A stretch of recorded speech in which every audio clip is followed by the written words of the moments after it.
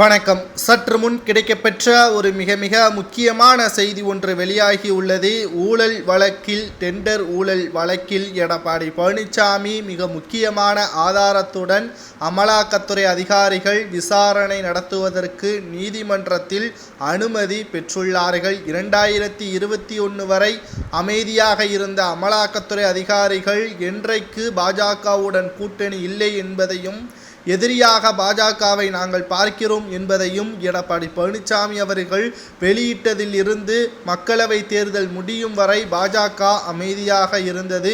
பாஜக மக்களவை தேர்தலில் வெற்றியடைந்து 3வது முறை கூட்டணி ஆட்சி அமைத்து கொண்டிருக்கக்கூடிய நிலையில் அதிமுகவால் இனி எந்த ஒரு பயனும் இல்லை. குறிப்பாக எடப்பாடி பழனிசாமி அதிமுகவில் இருக்கும் வரை பாஜக கூட்டணி வைப்பது கடினம். தென் தமிழகத்தில் எடப்பாடி பழனிசாமி எதிர்க்கக்கூடிய வகையிலும் அவரது டெண்டர் ஊழல் முறைகேடு வழக்கிலும் எடப்பாடி பழனிசாமி மற்றும் அவரது உறவினர்களை விசாரணை செய்வதற்காக தற்பொழுது டெல்லியிலிருந்து அமலாக்கத்துறை அதிகாரிகள், சிறப்பு காவல்துறை அதிகாரிகள் தமிழகத்திற்கு வந்திருப்பதாகவும் நேற்றே விசாரணையை தொடங்கிவிட்டார்கள்.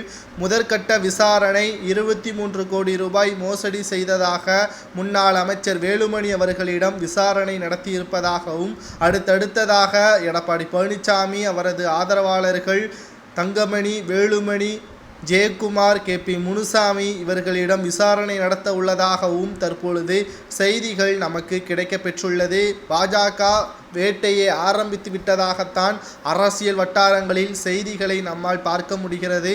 மேற்படிப்பிற்காக லண்டன் பயணம் மேற்கொண்ட அண்ணாமலை அவர்கள் திரும்பி வருகை தரும் பொழுது பாஜக அதிமுகவுடன் கூட்டணி வைக்க வேண்டும் என்பதை உறுதியாக காத்து கொண்டிருப்பதாகவும், அதற்கு இடையூறாக இருக்கக்கூடிய எடப்பாடி பழனிசாமி அவர்கள் அதிமுகவிலிருந்து முழுமையாக நீக்க வேண்டும் என்பதற்காக தற்பொழுது எடப்பாடி பழனிசாமி அவர்கள் மீது இருக்கக்கூடிய அனைத்து வழக்குகளையும் உடனடியாக விசாரணை செய்ய வேண்டும் என்று அமலாக்கத்துறை அதிகாரிகளுக்கு அழுத்தத்தை பாஜக கொடுத்து வருகிறது.